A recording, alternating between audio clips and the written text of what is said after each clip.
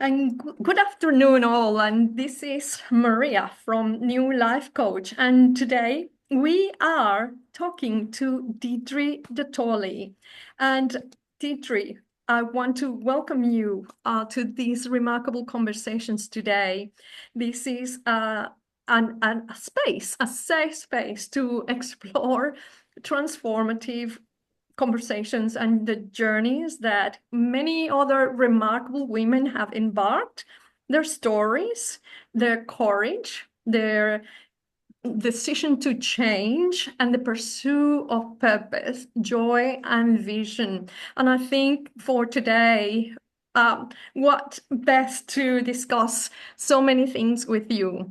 I also wanted to tell our audience that this idea came after I wrote the book Everyday Stories from 10 Remarkable Women a few years ago. However, I couldn't dedicate my full time and my full attention to this space of remarkable conversations and stories. And now I have this capacity as I have made this full commitment to serve others. And I have created this space. The best way to create the future is to start doing it yourself. And that's why I established these conversations with other great women that have amazing journeys. Maya Angelou left us with a quote that it has really resonated with me. Every time a woman does something for herself, she does it for every other woman. And I am very sure, Deidre, you will agree with this and we'll explore the remarkable journey that you have embarked in the last few years and throughout your life. So thank you so much. So I am thrilled that you're here today, and I think you sent me a little bit of information that you are creating or have created this positive and sustainable change philosophy, helping Hmm. individuals and teams to reconnect with their true and authentic selves, free from limiting beliefs and external expectations. And your work blends intellectual insights, spiritual grounding, which we all need, Mm. and a deep reflection in guiding people to lead with confidence in every aspect of their lives. So for our audience here listening today and in the future, I would love for you to introduce yourself. Thank you, Maria. Thank you. That was absolutely beautiful. And I think so important at this time on the planet to be having these important conversations. I think we all need at this moment that sense of hope, to be able to really step into our highest expression of what we're here to achieve. So I suppose a little bit about me that, like I love working with, as I call them, high performing, even purpose driven entrepreneurs, visionary leaders, coaches, consultants, emerging thought leaders who have achieved that external success, but now crave something so much deeper. They crave this deep sense of fulfillment, effortless success, and as I'm really understanding this energetic alignment. So, a lot of the work that I'm doing, and I mentioned to you previously that I was able to take some time off over the last, like 12 months or so to really dig deep into who I am and what kind of brings me joy and what really lights my soul. And I feel like I'm really able to step into that true sense of alignment for me now. And that's very much reflected in a lot of the work that I've been creating and working with my clients on. So it's been a great journey. Oh, that's wonderful. I think I am a big advocate for time out. And I mentioned when I started this journey of embracing the coaching and the vision of who I wanted to be, I mentioned about a sabbatical, that I've Mm, taken a sabbatical. And it's, yes, you mentioned the privilege of having that position to take that time off. And for me, digging into my savings, it was like, okay, what if I don't do this? mm, What will I regret in the correct. future? How my health will be affected? And unfortunately, I don't discuss this, but I was diagnosed a few years ago, 7 years now, with a neurological disorder Mm, that includes movement disorder. So it's not MS, it's not Parkinson, but it affects similar space in the brain. So I kept thinking about that. Our health is so precious, and it is a very fine line. And when I made that decision of the sabbatical, and I think, it is a good example to demonstrate that we walk our talk. It was lighting me up completely. I stopped having these fear attacks. I woke up naturally. I felt, okay, I don't know the journey, but every mm, day, every action will lead me to where I want to go. And I think that is what, that stance that we take. And we don't know about the future, but here I am, totally trusting the yeah, unknown and trusting my intuition, my values, and also walking my talk so I can help others. That is yeah. wonderful. So, tell us about the program. I wanted to ask you one of the questions that I wanted to ask you. So, what does it mean to live with purpose? What does it mean to you to live with purpose? So, how did you come across to define your own purpose? Mm. And this is always an interesting question, I think, about purpose, because I think we can look at purpose in so many different ways. And I think for me, the way I tend to will look at living with purpose, for me, it really means about genuinely really opening my heart to everyone and everything that I encounter and really continuously expanding my capacity for compassion and connection. One of my, I suppose, my values that's really important to me is humanity. And what I've really come to realize is that for me, true fulfillment comes from not external circumstances, but from a alignment, like a deep alignment with the core of who I am. And very much for this is about stepping into that true sense of purpose. Um, and it's really enabled me to view kind of every interaction that I have as that chance to really expand my humanity, and that really makes my purpose clearer and more meaningful every day for me. So for me, it's not about having this one thing that I aim towards, but it's about that ability to every day look at opening my heart and genuinely and continuously expanding my capacity for compassion and connection, because I think that's what the world needs more of in this moment. And when I look back on, I suppose, my journey, a couple of times I've gone for that external success, and I've got there and I've felt empty and I've felt numb and I've burnt out on the way. And that's where I've really realized that there is a better way, in a sense, of living with purpose. And that's what it genuinely means for me now. Mm. Definitely. I like that part of about humanity and connections. And so many people around us could say so many of us, but however, you and I have made a stance to live with more awareness, Mm. purpose, and deliver it. But so many people feel just in that rut of going without thinking, without that awareness. And when you Yeah. talk about humanity, alignment, connection, the purpose, and what does that mean to you, and being connected to everything and everyone from your heart center. Mm, That is wonderful to hear.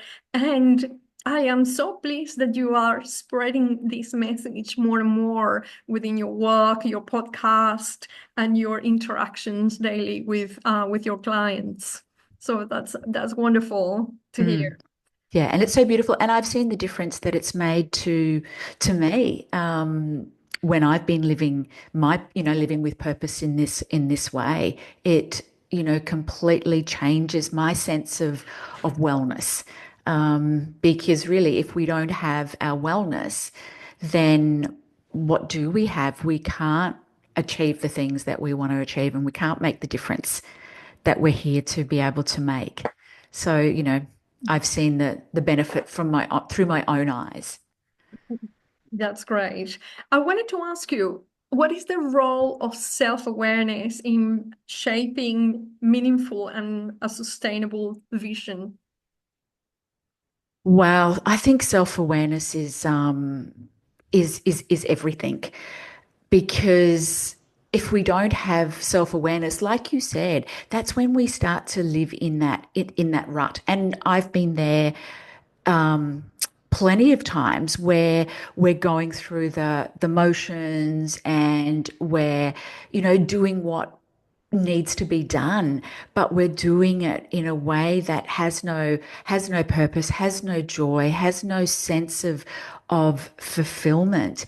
And, self-awareness for me, if I reflect back on recently, it's really given me that clarity on my dreams, what's really important to me, those dreams that are really important to me, and those ideas that genuinely resonate for me at the deepest level of my being.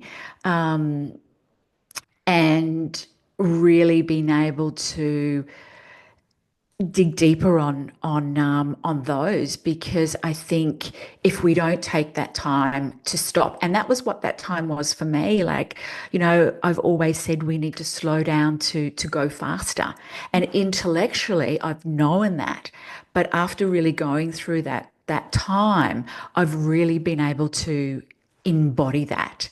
And a big part of that was that self-awareness, that ability to be able to be like a fly on the wall, if you like, and to be able to observe Mm, myself and observe those patterns without any attachment, but just with passion, like compassion and true mm, kindness and self-love for myself, and then dig deeper on those, and start to do lots of journaling around that. And that was where I was really able to, I suppose, dig deeper on my purpose and understand more about that.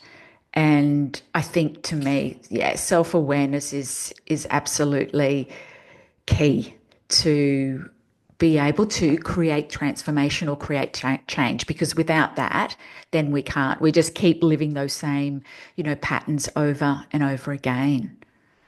I enjoy listening to this as, when I met you, you were also helping leaders Mm, or more self-aware throughout the emotional capital report, and it's a tool that I feel passionate about. But I like when you talk about that self-compassion and that self-awareness that brings you to prioritize your purpose, your getting more joy out of mm, life. And yeah.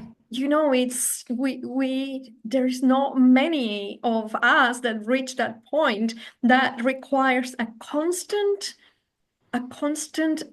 it's like carrying a post-it note here in front of my glasses to remind me Mm, self-awareness, be aware, totally present, and that compassion of being human. That's what I have discovered in my journey, and I can hear that when you mention self-awareness is everything. I can identify with what you're saying. mm. Yeah. Absolutely. And, for me, it was that ability. I think self-awareness is that ability to help us recognize, how our internal emotions and our thoughts and our patterns influence our external, success and personal fulfillment.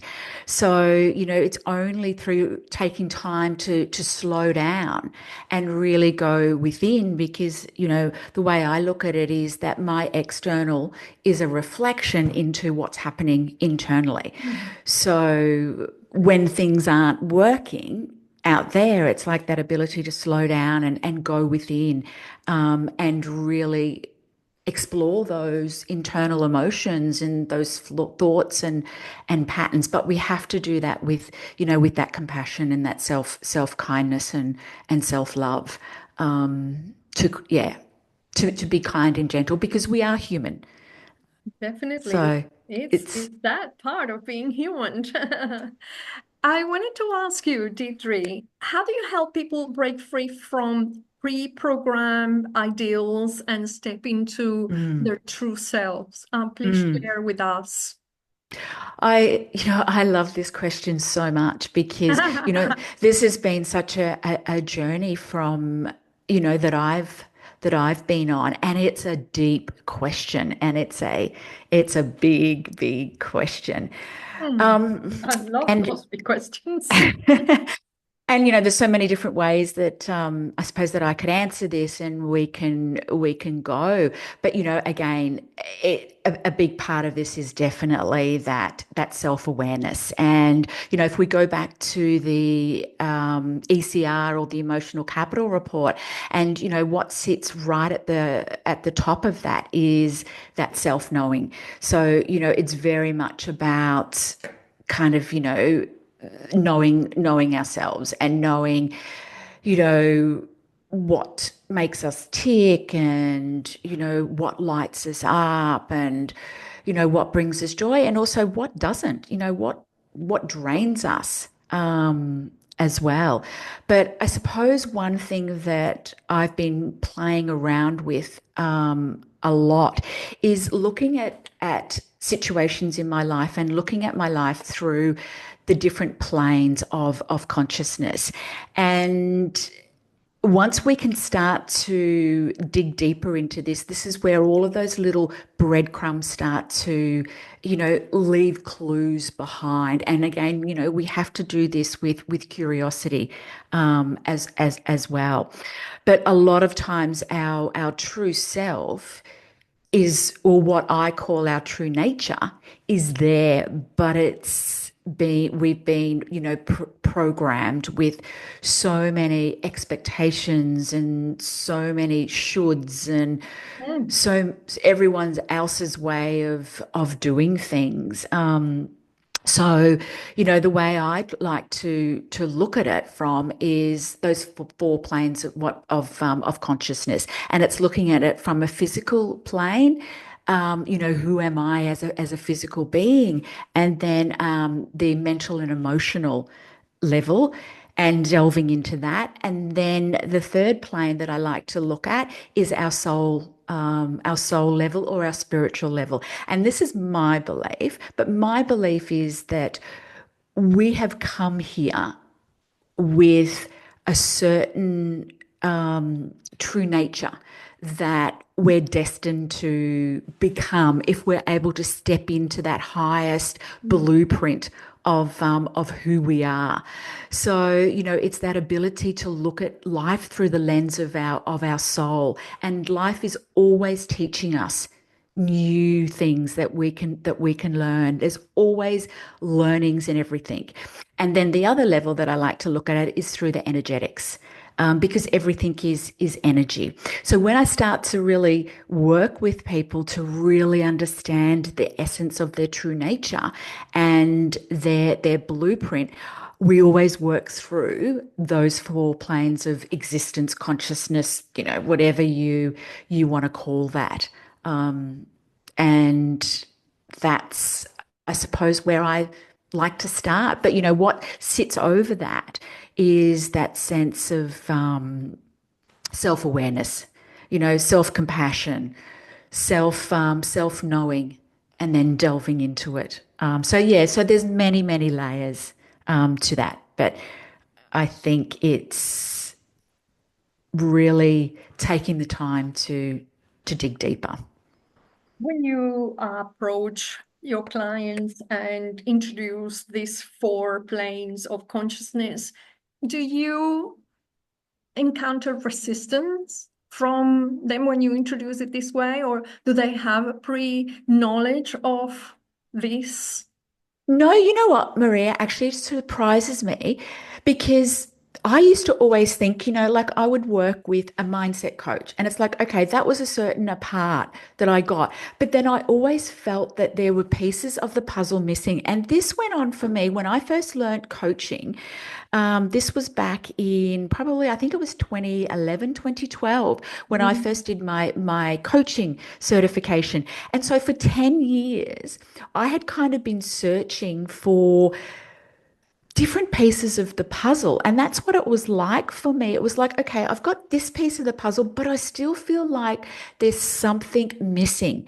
And I wasn't able to put it all together. And it's only been in the last 18 months that I've been looking at it through this lens and it made sense to me. So, what I find when I introduce it to most of my clients, it's like a light bulb goes on, or it's like all of the pieces actually clicking together. And sometimes it's like I can hear this click, click, click, click, click, because it actually makes sense. And yes, there's at times we get resistance from that soul level.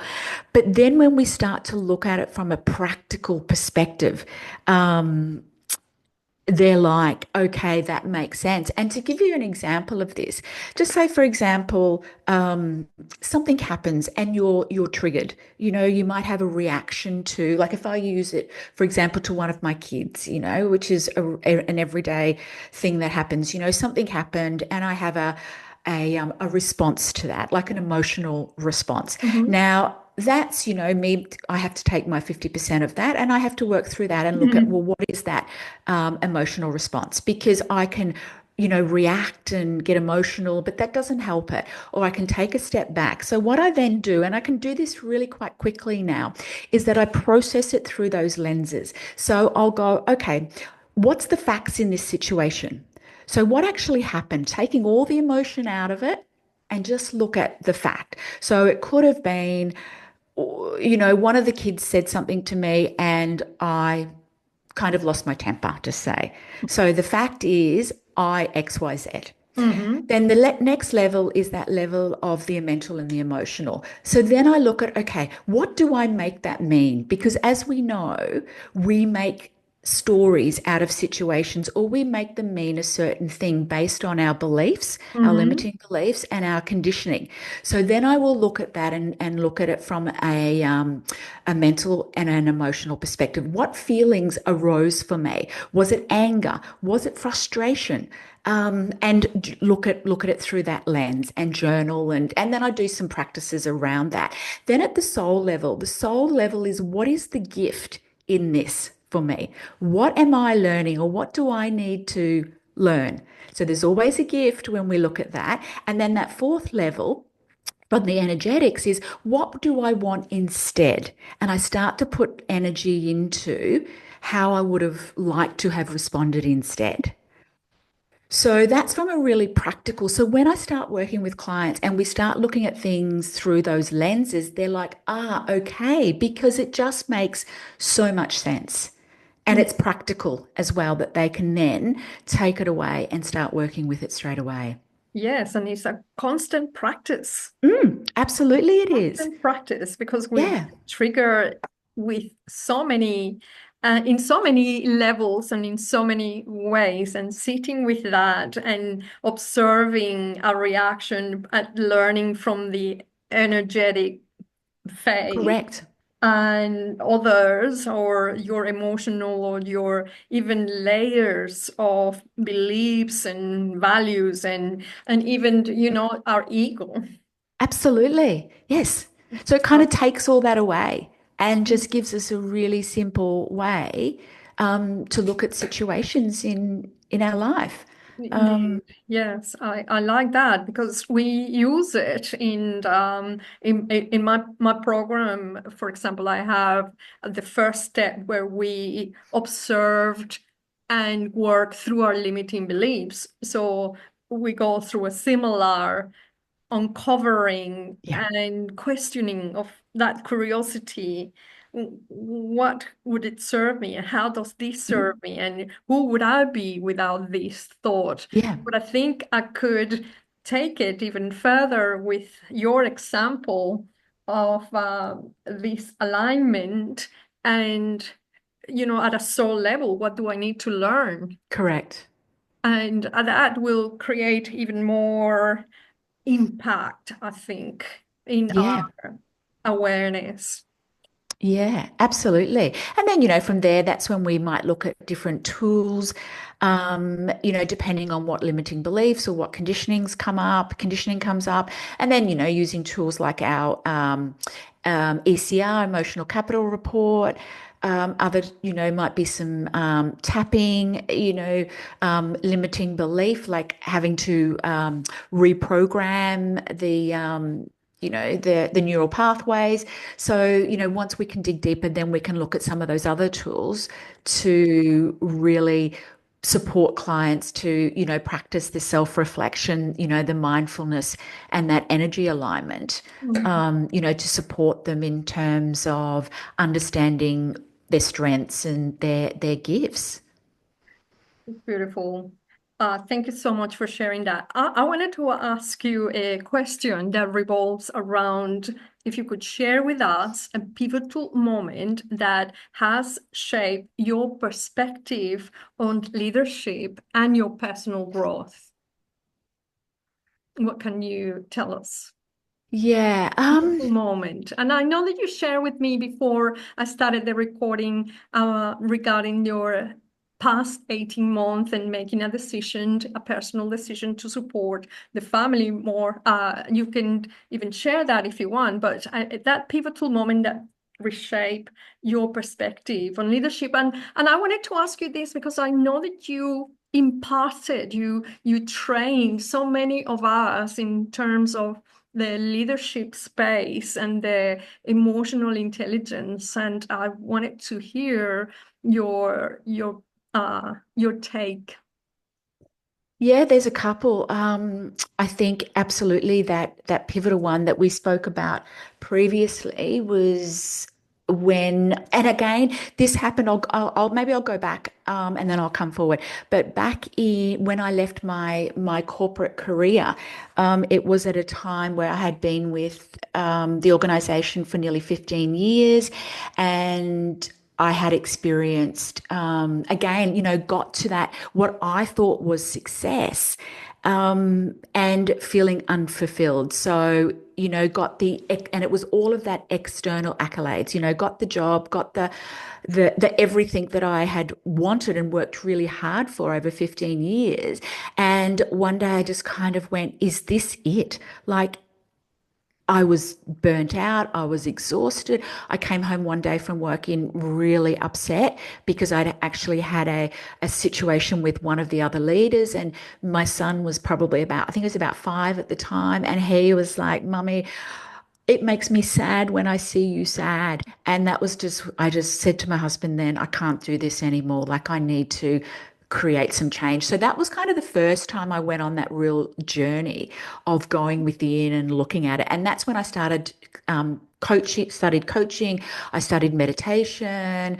I did, a whole lot of stuff. And then, fast forward another, probably, I think it was about 13 or 14 years of creating my business and doing all of that. And then again, I got to this point of external success, but internal, I felt numb. I felt exhausted, burnt out, just no real sense of fulfillment. Like, I had success externally, but I didn't have that sense of fulfillment. And that was when, I decided that, I made that real, again, pivotal moment or pivotal choice that, okay, I can keep going.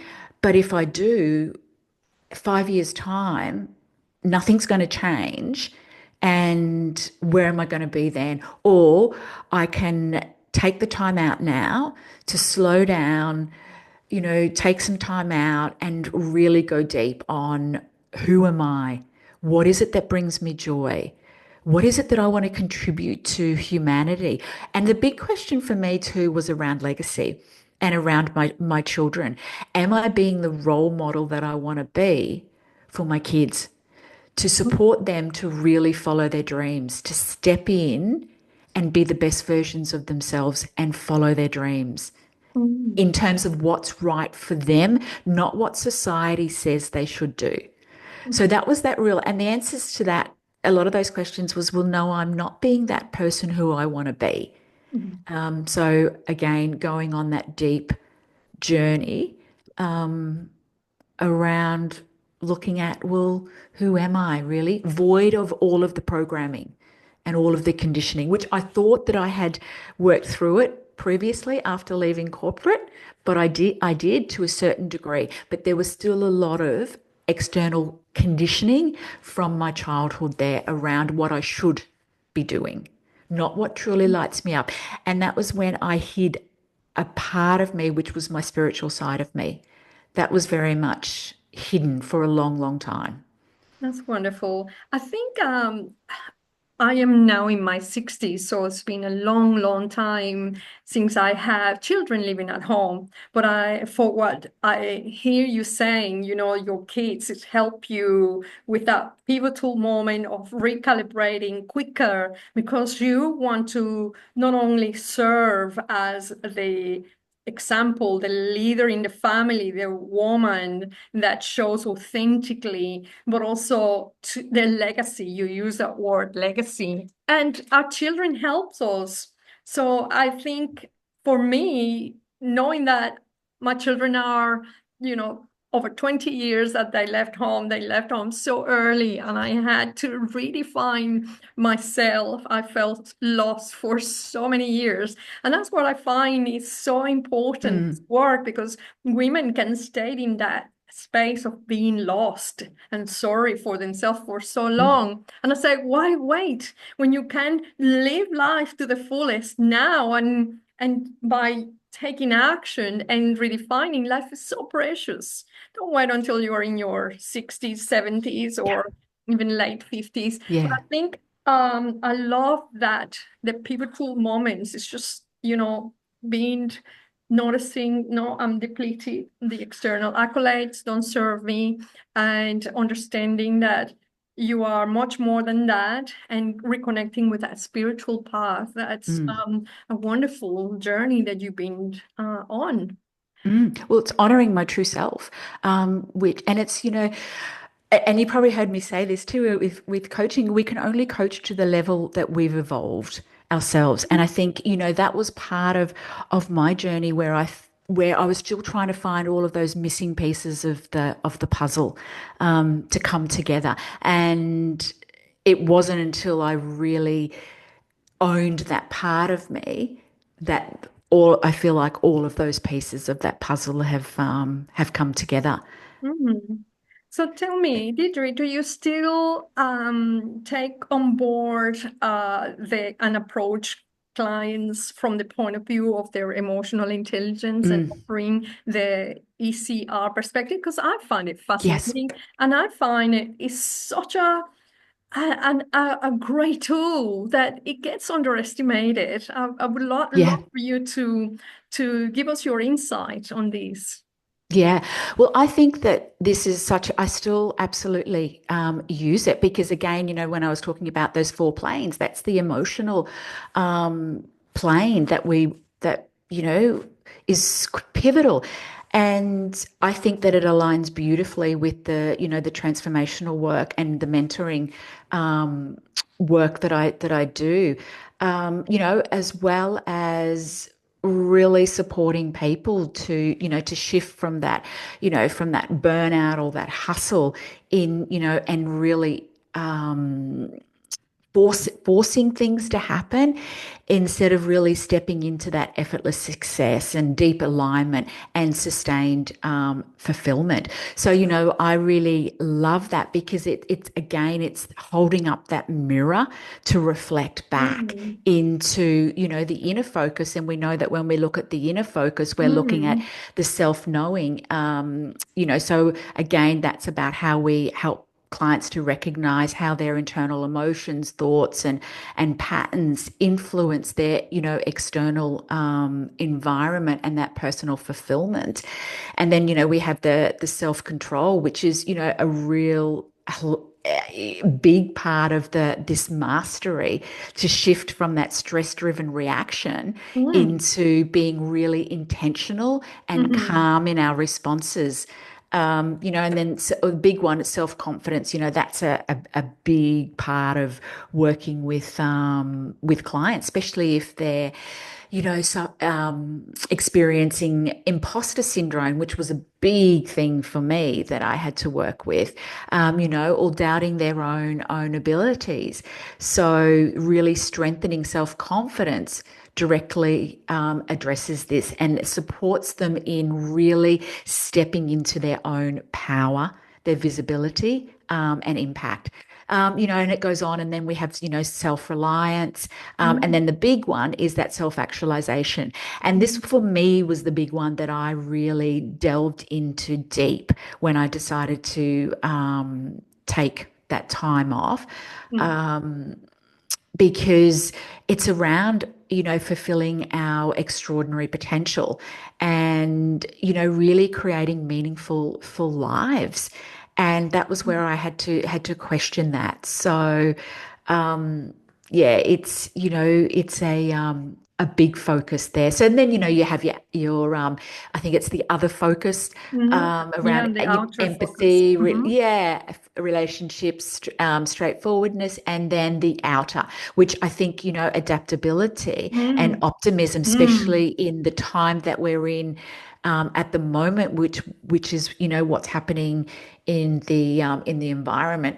This is so important. So mm, I absolutely love the tool, mm, and I still work with it deeply, because again, it helps clients to reflect on where they're at, and then it just gives them lots of really practical ways to really embrace this emotional capital, or I think, what did you call it, emotional wealth, what's it, your hidden wealth, hidden wealth, wealth. yeah, absolutely, which Yes, is because so it's important. like most of us, and you had mentioned it here in this conversation about the accolades and the external successes.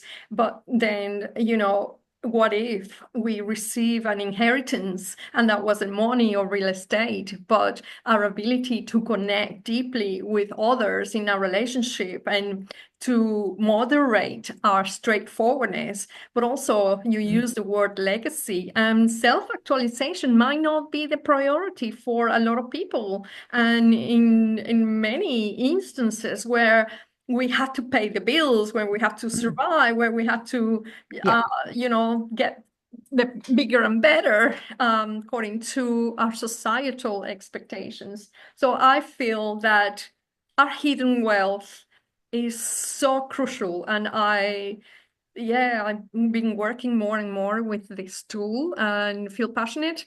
I I use one of the accredited coaches, and so I gotta talk to you about it offline, because I actually didn't go through the accreditation yeah. myself at this stage, and so I wanted to spend my money somewhere else in the marketing of the program.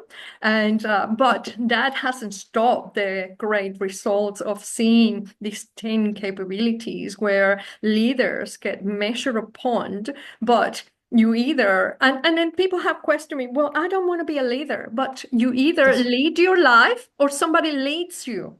It that's doesn't exactly have, right. you don't have to be in a leadership space. And I never really suffer from imposter syndrome because I put my emphasis on service. But Mm. I keep saying to this other colleague, I never worked in a leadership space, but I still feel compelled to work with this tool Mm, that talks about leadership, because I can see the results that this would have given me in my own personal life if I had absolutely. adopted it 10 years ago, for example. And I studied to be a coach with Fire Up Coaching 17 years ago this year. Wow. So that was when it still was not a diploma yet, but it was the art and science of coaching Yes. by Erickson coaching Yes. model. And then, I went to do a master practitioner of NLP. And you were so right that we coach at the level of our knowledge, our soul, Mm, but I have discovered that reinforcing what I need to learn in my coaching practice, it has given me that ability to keep improving these coaching conversations. yeah. Yeah. Oh, I love that. thank you. Well, one last message that I want you to share with our audience before we finish this wonderful and insightful conversation together. If there is one message that you could share with the world today, what would it be? Oh, I thought, yes, a really good one. Um, I think it's around the work that I'm doing now, but I think my message to the world would have to be embrace your extraordinary. Like within each of us lies an immense capacity, for compassion, for connection, and for impact. And I believe that when we courageously, open our hearts and commit fully to our true nature or to our authentic selves, and without that reservation and without fear, that we create this beautiful ripple effect of transformation and that touches everyone around us. And, life's, I suppose, greatest fulfillment arises, this is what I believe and what I've found, not from external success, but from deeply embodying that devotion to our truest selves or to our true nature and unlocking that extraordinary life that's filled with meaning and joy and genuine human connection.